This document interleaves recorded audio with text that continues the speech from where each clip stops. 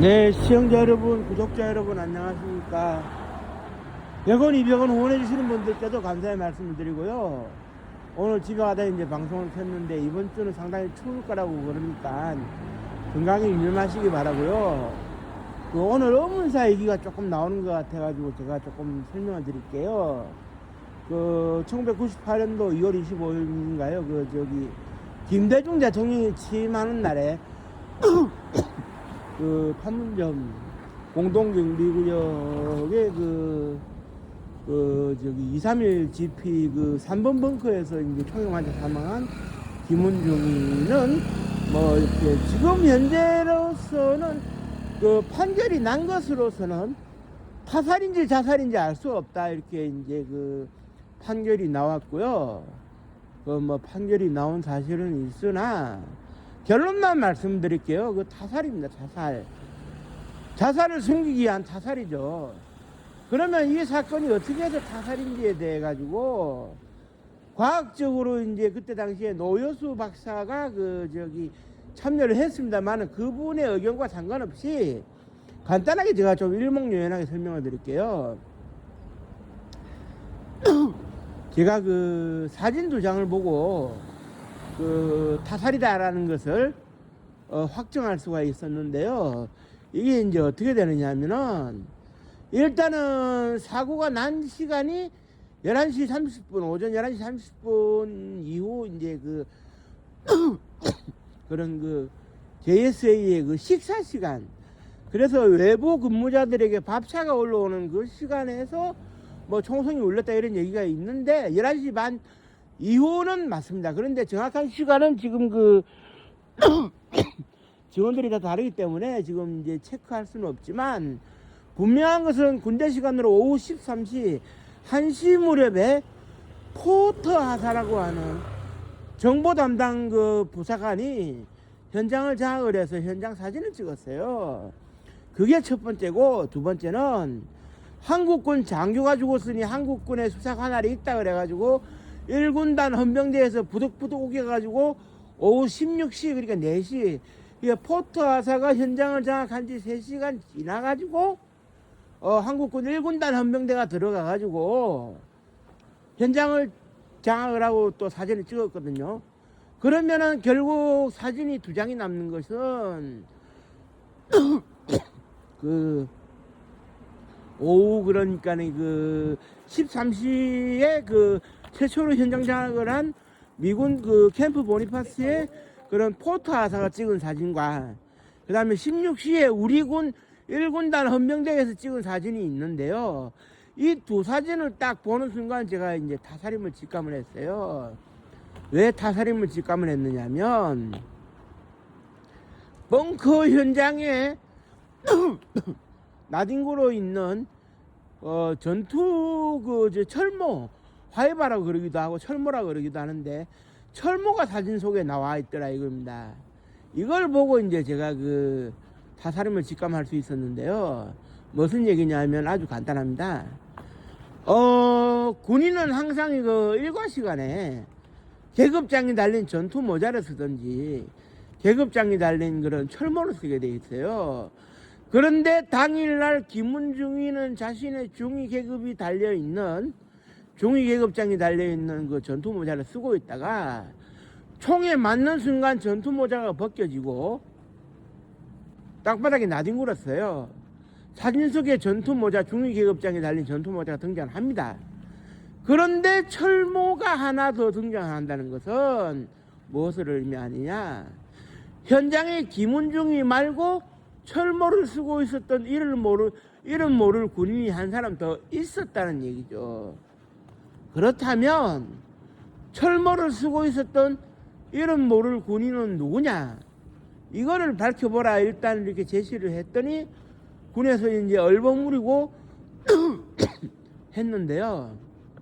최초에 나온 게 제가 기억나는 것은 캠프 보니파스의 군의관이었던 RS 대위가 현장에 들어갔다가 떨어뜨렸던 철모라고 주장을 했지만, 그것도 틀린 얘기거든요. 왜냐?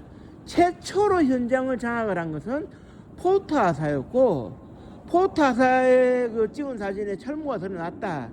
즉 다시 말해서 포트 하사가 사진을 찍은 이후에 RS 대위가 뛰어왔기 때문에 적어도 포트 하사가 사진을 찍었을 때 화이바가 드러나지 않았으면 그게 말이 되는데 그 말이 안 되잖아요. 그래서 이제 나중에 이제 그 국방부에서 이제 발표를 하기로 이거는 뭐 공식 발표가 됐으니까 제가 하는 얘기인데 김상호 일병이라고 그때 이제 그 하이 철모의 주인을 얘기를 하더라고요. 그런 가운데 이제 어떤 일이 벌어졌느냐 하면 주변 동료 군인들이 그 김상호 일병은 그날 그 현장에 그 시간에 있을 수 없다고 주장을 했어요. 그런데 이제 철모를 이제 분석을 해보니까 어떤 결과가 나오느냐 하면은 철모는 꼭 눌러 쓰는 데 있어 가지고 특권을 조여매야 됩니다. 그런데 꼭 눌러 쓴 것 같지도 않고 특권을 조여맨 흔적도 없는 상태. 즉 다시 말해 가지고 이제 그때 당시에 사건이 일어날 당시에 제가 군대에서 병장 계급을 달고 2개월 정도가 됐을 때인데 제가 좀 소위 짬밥이 있을 때예요. 이제 제대 날짜를 헤아릴 수 있는. 그런데 이제 그 일이 일어났을 때 딱 그 하이바를 철모로 분석해 보니까 철모를 상당히 불량한 자세로 이제 쓰고 있는 철모의 상태라는 것이 드러났어요. 그런데 통상적으로 군대에서 철모를 좀 삐딱하게 써도 질책을 안 받을 수 있는 계급은 상병 계급에서 한 6개월 이상 지난 상태의 소위 그런 그 군대식 별로 그런 꺾어진 상병일 때 아마 이제 가능하다. 병장들은 다 가능할 거고. 그러면 김상호 일병은 짬밥이 맞지 않으니까 결국에는 누군가가 김상호 일병의 철모를 쓰고 삐딱한 상태로 쓰고 가가지고 현장에 있었다는 얘기가 되는데 그 현장에 있었던 사람은 어떻게 되느냐. 김은중이가 만일에 극단적인 선택을 해서 자살을 했다면 왜 도망을 갑니까? 자살을 처음부터 말되었어야 되고 후속 조치를 취했어야지. 이거는 말이 안 된다 이겁니다. 그래서 이제 진짜 철모를 현장에서 썼을 김상호 일병의 철모지만 실제로 썼을 사람을 찾아보라 하니까네 국방부가 못 찾겠다 꾀꼬리를 하고 있어요. 그놈마가 범인일 수 있는데. 그런데 전하 그 김척 장군이라고 그 예비역 중장, 그러니까 이제 김은중의 아버님 되시고 그 직전 연도인 97년도 여름까지 3군 사령부 부사령관을 했던 분인데 이분이 아버님인데 이분도 그렇고 뭐 저도 그렇고 범인은 짐작이 갑니다. 가는데 뭐 콕 집어 얘기할 수는 없어요 사실. 이게 왜 그러냐면 장례식이 끝나고 모든 절차가 끝이 일단 났을 때 김은중이 아버님이신 김척 예비역 중장께서 그 2소대였던가요? 김은중이 소대원들을 격려를 해주는 자리가 있었어요. 내 아들은 비록 죽었지만 휴전선은 그 저기 판문점은 철통 경비를 하라고 격려를 해주는 자리에서 일일이 악수를 하는데 사병 한 명이 악수를 못 하는 거예요. 온몸을 벌벌벌 떨면서. 그 사람은 왜 온몸을 벌벌벌 떨면서 악수를 제대로 못했을까? 결국 김은중의 타살과 관련이 있다는 얘기죠. 그 사람이 직접 총을 쐈거나 옆에 있었거나 아마 철모의 주인공일 수가 있다. 그래 이제 그 사람을 제가 특정 지어서 말씀드리기는 곤란합니다만은 그 사람이 어떻게 되느냐. 그 당시에 이제 상병 계급장에서 7개월째였어요. 그러니까 이제 뭐 한 5일 지나면 8개월째 되고 3월달 지나고 4월달 되면 병장 계급장을 다는 그런 사람이었던 거예요. 그러니까 4월달에 병장 계급장을 단다고 하는 것은 적어도 8월 군번 96년도 8월 군번 좀 되려나요? 그 정도 이제 되는 사람 같은데 그때 당시에 이제 그 사람은 이제 그 사람이 왜 부들부들 떨면서 악수를 제대로 못하는지에 대해 가지고 국방부에 어떤 해명이 있어야 되는데 해명이 없어요. 왜냐 진실을 숨겨야 되니까. 그래 이제 나중에 국방부에 그 미남욱의 중령이 그런 얘기를 했더라고요. 아니 국방부 저기 미 8군 그 캠프 보니파스에서는 진실을 숨기고 싶으면 현장을 훼손이라도 하지. 현장은 하나도 훼손 안 해놓고 진실이 뻔히 드러나는 상태에서 숨기려고 하면 어떻게 되느냐. 그런데 그때 당시에 미8군 사령부에서는 우격다짐이었어요. 왜 이런 일이 벌어지느냐. 캠프 보니파스 예하에 한국군들이 들어가 있고 하는데, 그때 당시에 한국군들이 이름이 그때 드러났죠. 김영훈 중사를 비롯해가지고 병장들, 상병들이 북한 지역 초소를 드나들면서 김정일 생일 선물을 줬다. 담배를 받았다. 시계를 선물 받았다. 북한 적공조가 이제 우리 쪽으로 이렇게 유혹했다. 이런 식의 교류가 있었다. 그게 이제 KSA라는 영화에서 이병헌 씨가 이제 주연으로 있을 때 송강호 씨하고 초코파이 얘기했던 그런 시였던 것 같아요. 그때 기억나는 게 이병헌 씨가 그때 이수혁 병장으로 나왔던가요. 그리고 이제 북한군 군관으로 송강호 씨가 나오고, 이 사건의 처리를 담당했던 여군 장교로서 이영애 씨가 이제 나왔었고, 그런 장면이 판문점에서 연출됐다 이렇게 되고 있는데, 이게 이제 종합적인 지휘 책임을 따지면은 캠프 보니파스에 이제 거기는 대대급이니까 대대장이 책임을 져야 하고, 그 다음에 이제 군기문란에 대해 가지고 적공조와 내통한 사실에 대해 가지고 캠프 보니파스 대대장이 책임을 질 수가 있어야 되는데, 캠프 보니파스의 대대장의 직속 상관이 누구냐? 바로 이제 유엔군 사령관 겸, 그러니까 이제 한미연합사 사령관 겸 미8군 사령관으로서 상황이 벌어지면 유엔군 사령관의 역할을 대행할 수 있는, 그 당시에 틸럴리 대장이라고 있었는데, 그 사람이 총괄적인 책임을 져야 되는 상황이었어요. 그런데 그 사람이 총괄적인 책임을 질 수 있느냐의 문제는 다른 문제였어요. 왜냐하면 98년도에 임기가 끝나고 미국으로 돌아가면 그 사람이 꿈에도 그리던 육군의 최고봉이라고 할 수 있는 육군 참모총장에 오르게 이제 돼 있었다라고 해도 과언이 아닌데, 문제는 뭐냐? 그런 상황에서 이제 어떻게 되어지느냐? 틸럴리 대장이 김은중의 사망에 대해 가지고 책임을 지는, 타사로 인해 가지고 책임을 지는 상황이 발생한다면 군생활에 크다란 오점이 될 것이고, 육군 참모총장 자리는 물 건너갈 수 있으니까 타사를 자사로 덮어라. 그리고 타사를 자사로 덮는 데 있어 가지고 한국군에서 어떻게 돼? 수사를 해서 그 결과를 뭉뚱그려 흐려라.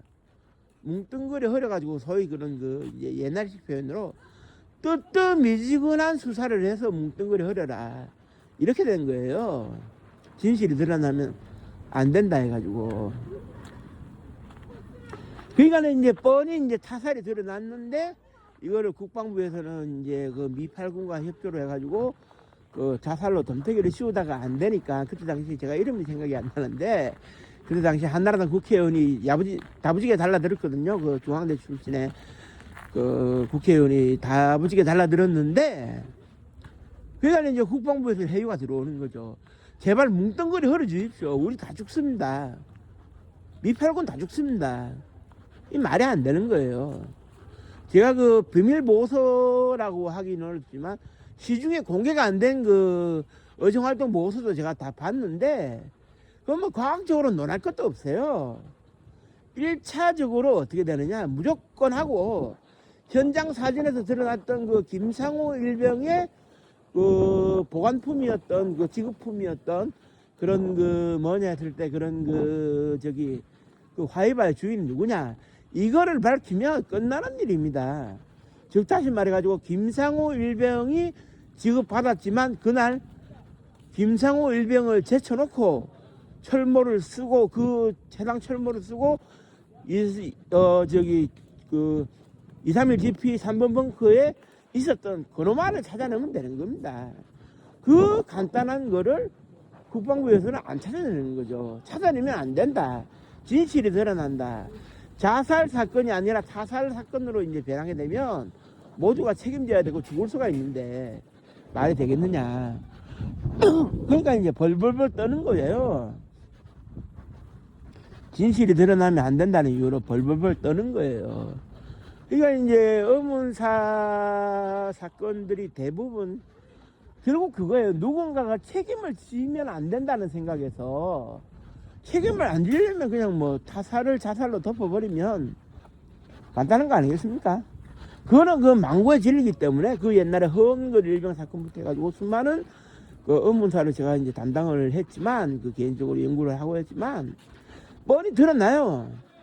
현장을 훼손하는 경우는 뭐 다반사고 현장 훼손이 불가능하다 해도 그 뭐라 그래야 될까요? 우격다짐으로 협박을 하는 거죠. 부검도 제대로 못하게 해요. 우리가 이제 부검을 할 때 이제 법의학에 이제 이런 경고가 있어요. 그 경고가 있는데 그 죽은 자는 말이 없다. 하지만 시신은 진실을 말하고 있다. 이거 안 통합니다. 군대에서요 제대로 된 부검하려고 하면 방해 안 합니다. 또는 시신을 훼손합니다. 부검 못하도록. 그들이 목표를 하는 것은 절대 진실이 드러나면 안 된다는 전제하에 있거든요. 그러니까 말이 안 되는 거죠. 정말 그 답답한 일이 아닐 수가 없는데 왜 우리 군이 이렇게 되어야 하는지. 그 결국 이제 그 군인들 병사들 한 사람 한 사람을 소모품으로 여긴다는 얘기가 되어지는데 이런 군대 누가 가고 싶겠습니까? 저도 96년도 5월달에 군대를 간 사람이지만 이런 군대 누가 가고 싶겠어요? 목숨이 보장 안 되는 군대를 왜 갑니까? 왜 갑니까? 아마 지금 그 대한민국이 징병제에서 모병제로 바뀐다면 아무도 군대 안 갈걸요. 이런 군대 현실에서.